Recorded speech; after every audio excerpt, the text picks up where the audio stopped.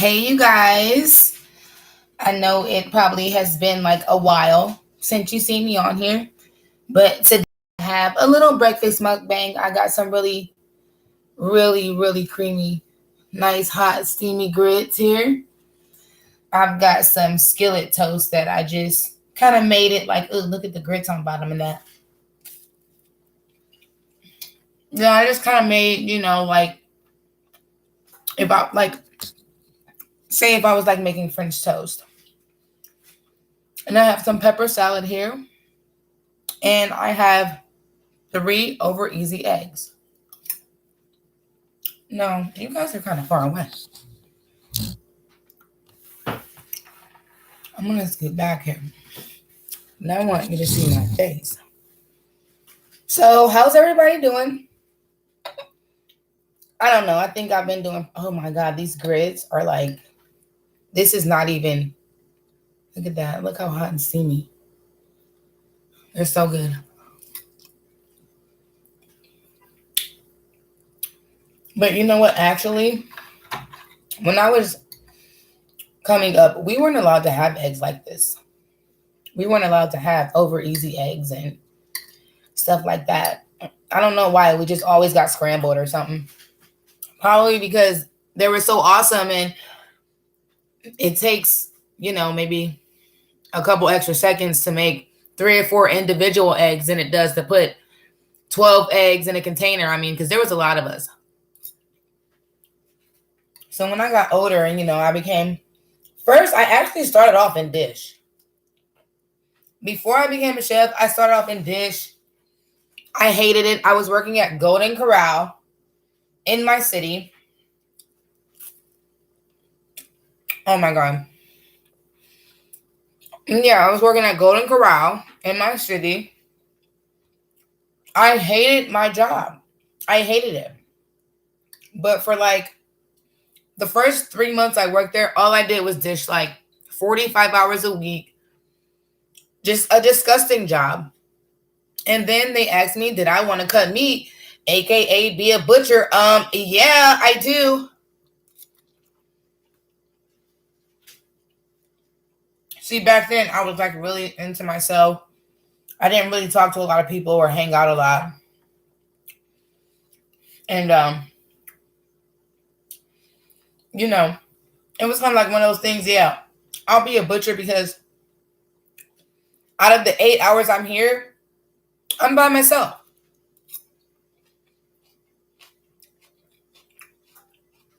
I'm telling you, that pepper and tomato salad, that is something that the gods probably bestowed upon me. Look at that. It's just so good. It tones down a lot of the heaviness from the grits and the bread. But anyway, so I would be back there cutting meat and I would find like all types of shit. I'm sorry, stuff. I would find all types of stuff. And I would cut meat and chill out, And then one day my boss comes and he says, you know what? You work really hard. Do you want to be a cook? I'm like, a cook? All right. Whatever. I became a cook. This is my giant fork. I love my giant fork. But I actually became a cook only because I got paid a little, a couple extra bucks, a couple dollars more. And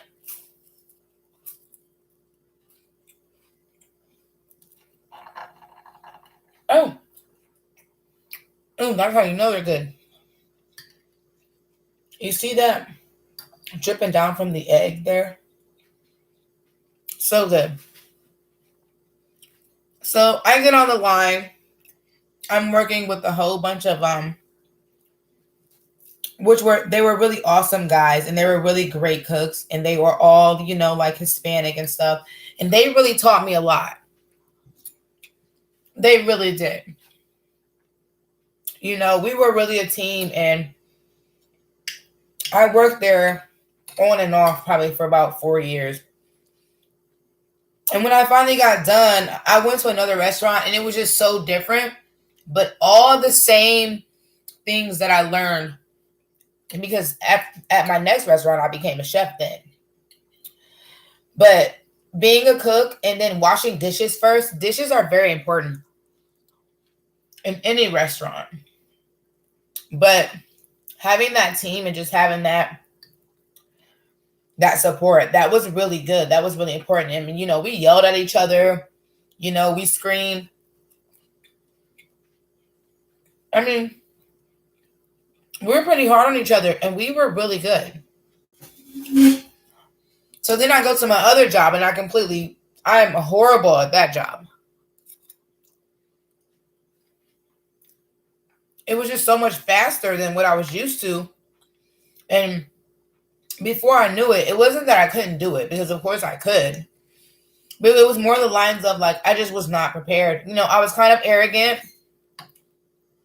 and full of myself a little bit, because I was I'm really good. But back then I had a lot to freaking learn, and I went in that kitchen kind of cocky. And it humbled me really, really, really fast. Look at, man, you guys. Ooh, I dropped some, that mixture there of egg. Ooh. But yeah, I actually was like, I was really good. But those guys, they were freaking great. They were great. I mean, they were really dope chefs. And my kitchen manager, my KMIT, like, honestly, he made sure that he made me the best. Like, by the time I moved on to a better job, he was moving on. And him and his sons, these are some seashells that these are some clam shells that I actually stuffed a couple weeks ago. And I was selling, and then I ate some and I just cleaned them really good. And so now I use them for salads. But yeah, like this dude, and then you dip. See, what you do is you take your bread and you dip your bread. You dip that bread into the egg like that.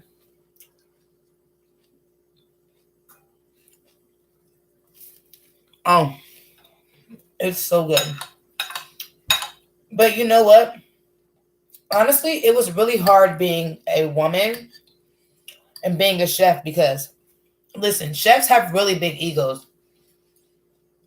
We know our stuff. We know our stuff. We don't care what anybody thinks. We're kind of big-headed. Most chefs are really hard to deal with, especially when it comes to, a lot of chefs, honestly, you have to be very well read, because you want to explore different dishes and different cultures' food.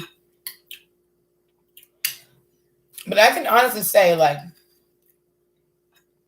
I actually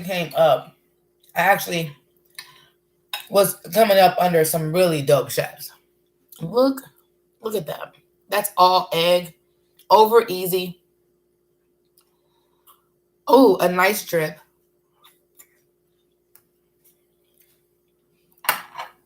Then I've got my pepper salad here. That is just so good. I'm just going to stab the crap out of it, because I can't let any of it go. It's so amazing. But yeah, it just goes to show you that, life will humble you in many a way. I learned a lot.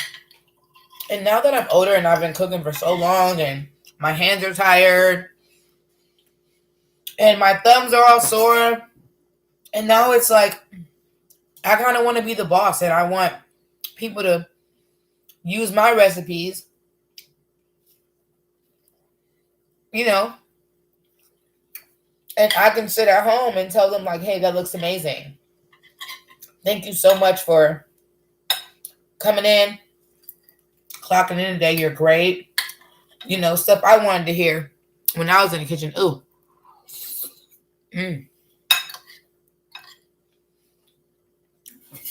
It's a lot different now, though, because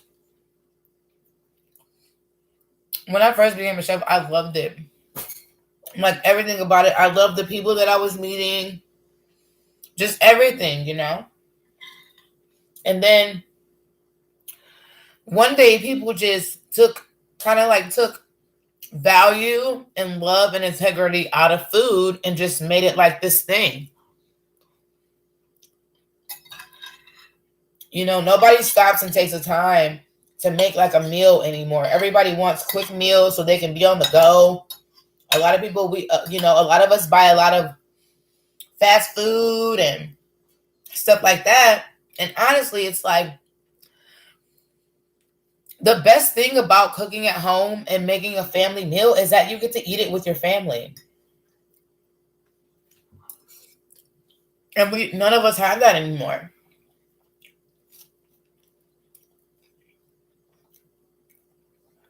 That makes me kind of sad. Because I want that like warm fuzzy, like the warm fuzzy feeling that you get when you eat a really good, tender, melt in your mouth piece of roast. And not only do you have that piece of roast, what's awesome about awesomeness is that after that piece of roast, you have like a cooked carrot and a potato and a green bean that goes with it. And then there's this juice afterwards that just makes you think about like opening a Christmas present on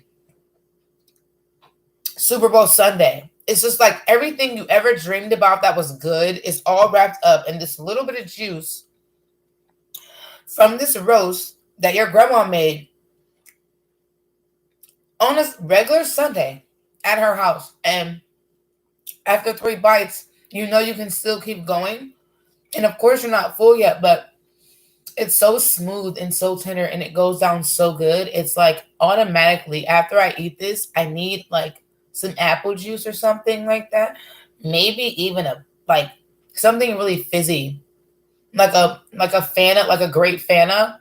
And I'm definitely not going to wake up till tomorrow. Yeah, I get really deep in my food feelings, okay? So don't judge,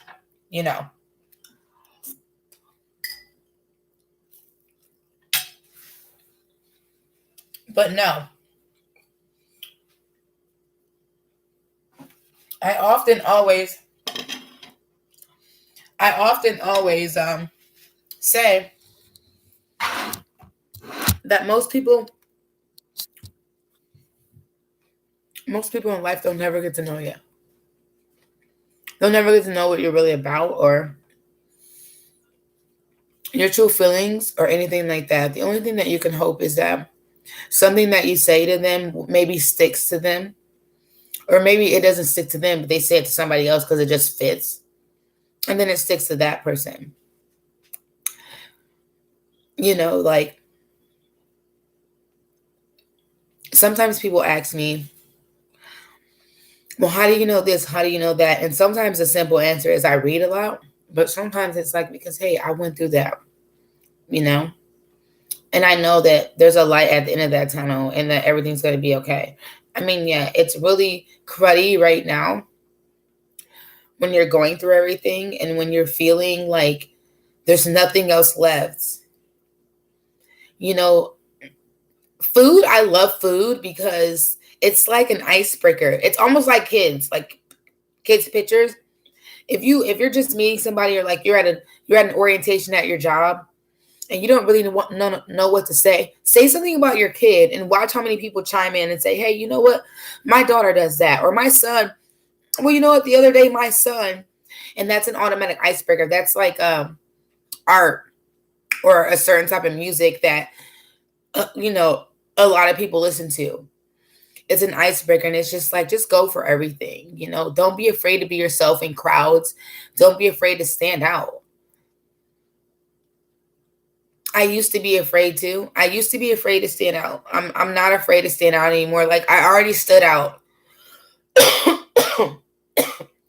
Excuse me, it's not coronavirus.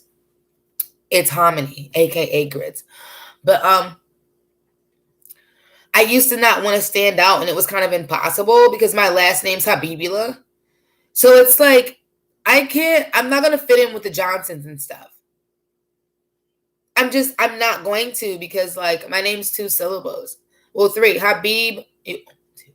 HEYYYYYYOU. That's my last name. So I know that no matter what, I was always made to stand out. Whether I embrace it or not. Maybe I haven't embraced it yet, but I'm getting there. And it feels good. It feels amazing. It feels amazing to want to do something and want to talk to people and want to help people and want to get people together, even if it's just for food, even if it's just for a good burger or a super dope seafood boil or something like that. That's cool with me. Like, listen, if I don't know what to say, I'll just stuff my mouth full of food. And then it's like, and we're both eating. Yeah, whatever we're saying, we're agreeing. The food's great. It might be raining and we're under a tent, but we got pineapple drinks. Who all gets to have pineapple drinks? You know? That's what I want. And I think that's what everybody should want. And it's just really simple like that. The only thing hard in life is that we make life hard and we don't realize it until after the hard stuff's happened. And then we solve it really easily, like at the end of the rough road. And it's like, gosh, I could have did that in the first place, but it's not supposed to be like you did that in the first place, because then you would never appreciate anything. You know why? Because you've never suffered for anything.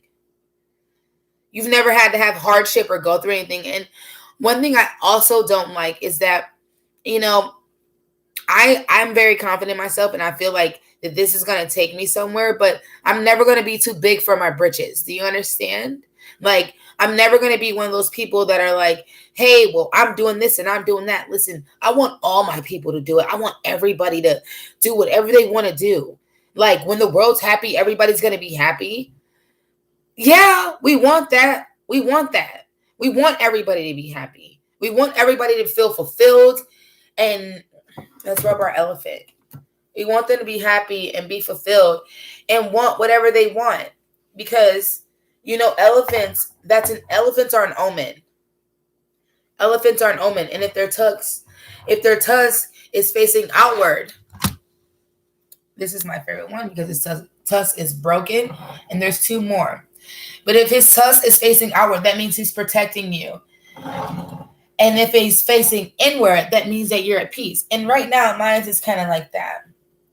So I still need his protection, but I'm gaining peace, despite the fact of anything else that anybody else might see out of it. You know, your peace sometimes won't bring others peace, and that's okay. But you have to protect that. Like, that's very important. You know, state of mind. And a lot of people don't like to talk about mental health because then it might make you feel like you're nuts. When I talk about the omen of the elephant, I don't literally mean this little elephant. If somebody broke in my house, it's going to protect me. But what I mean spiritually is that elephant, all knowing, all seeing, elephants they have photographic memory. They cannot forget and will not forget anything as long as they live. And they live a long time, a lot of them. So that just means that all my good and all my bad, that elephant remembers that. But guess what? He's still protecting me, because he's probably stepped on a couple of lions too. He's probably hooved and horned a couple of things too, being upset. You never know. I mean, I live in the city. They live in the jungle. So who knows? They got lions and stuff. They got lions. They don't have hands. So you can't be like, hey, get off me. Like we would do as humans. Like when people come up to me like, oh. I'm like, hey, get off. But what if I don't have hands? You know, I'm weird like that. Like, I think weird stuff like that. So I feel like sometimes when you express yourself and there's people around you that make it seem like it's not okay to do that, it's like, that's kind of weird. That's kind of weird. You got to think about that. You got to think about, like, The people that I'm around, how do they affect my life? Are they really good influences on me? Are they bad influences on me?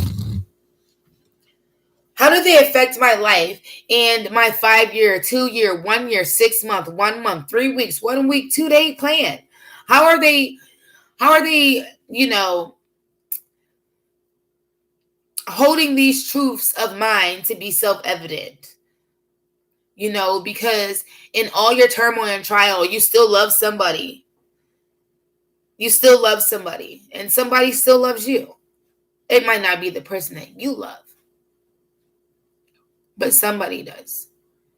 And I don't care. The hardest criminal, the toughest criminal, bring his mama to him, and he's going to be just like I would be, just like you would be with your mama. So,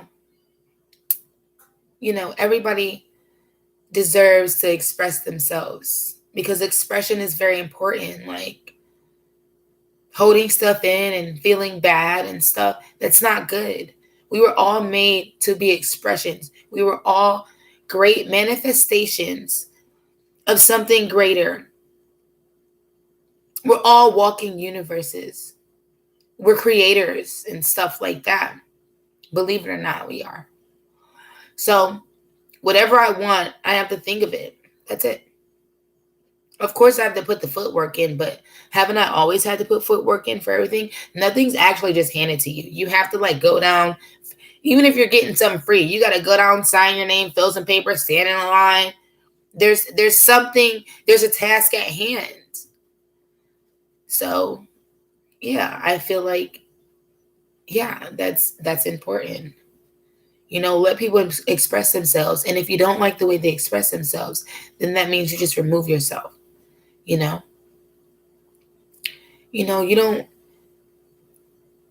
look at people for the value that they give to you. You just look at them for their value in general. Like, if they're valuable, they're valuable. And it doesn't matter, which way you try to spin it to make yourself feel better. If somebody's valuable, they're valuable. You beat a ruby down, it's going to turn into a whole bunch of little crystal ruby thingies. Particles of ruby. Debris of ruby everywhere. Some of them might be big chunks that you could probably still sell, but some of them are useless. Because instead of letting that ruby express itself and be beautiful and eventually decay away with the time, you broke it down to a small decimal. And that's pretty bad. To make that happen to something beautiful, which all of us are beautiful no matter what. And I was brought up different too. But I've met some phenomenal people in all different shades, and I just feel like, what? I don't want to be status quo. I don't want to be like that. I want to be able to accept everybody, and I want everybody to be able to express themselves to me. I want to be able to take in all of that energy and all of that universal knowledge that everybody was equipped with, even the deaf and mute. They were also equipped with something that we can learn from them. It's even autistic, people who are autistic, some of them are geniuses. A lot of them are. Most of them are. We're so used to following what somebody else says it should be. It's like we never explore for ourselves.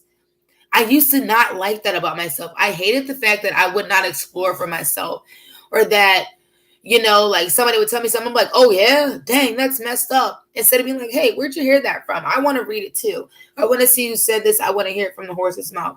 Oh no. We don't do that. It's too easy to hear a million people saying, they'd be like, oh yeah, well, everybody said. And then if something goes wrong, it's like, well, it wasn't me. Everybody else said it too. It's not cool. Get your own identity. It's okay to be yourself. It's all right. All of us might not have everything we want, but we are equipped with a lot of stuff that we don't even know we possess. We have no idea the secrets and the wonders of the human mind, okay, and of the human body that we can do and the things we can adapt to. I was watching a video of these 8-year-olds that were training to be monks, and literally these little guys were so fit and strong and so determined. And I mean, their threshold was just so strong, you know? And they train a child up in the way that they should go and they won't depart from it. That's really true.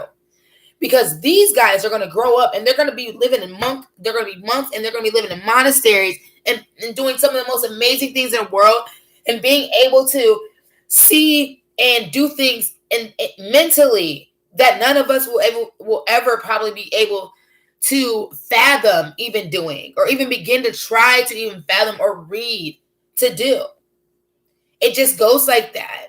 We all have different things. If we all bring them together, it's like, remember that big rainbow, that rainbow thing that we had in school and everybody pushed it up and it was like a kite and then we all had to run, oh, red rover. And it was like all different colors. And when you lift it up, you see everybody, so many shades. I love that. It was a parachute. It's called parachute. You lift it up. And I remember doing that as a kid in gym. And that was like everybody's favorite because we all would get to peek and see everybody under all these different colors. And that's kind of how life is. That's kind of how life is, like moods, situations, you know, jobs, relationships. That's how life is. So I really think that that's something, you know, mental capacity is definitely something that needs to be explored. Like I watch brain surgeries and knee surgeries and stuff just because it's interesting. And it's like, this lady took this brain out. Somebody got in a car accident, may they rest in peace, and they passed away, you know. But it showed how they take the brain and it's like, okay, you're an organ donor. But the brain was damaged. So when she touched it and she held it in her hands and her pinky touched a little bit and kind of pushed it in. And she said that would be nerve damage. That would mess somebody's entire way of thinking up. That little pinky mark. How amazing is that? Because see, also we have to realize that the brain is just it's an organ, it's physical. The mind is what actually controls the body. Mind over matter, okay? So like the brain is the mind's house. Like that's where the mind lives inside of the brain. Do you follow me? Like just like gas, protons, neutrons, and electrons. Yes, physically I have muscles and I have red and white blood cells.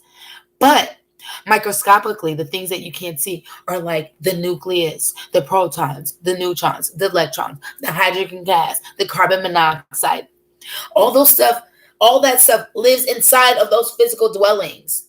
Okay? So when we say, oh, he doesn't have a brain, of course he has a brain, but he doesn't have the mind.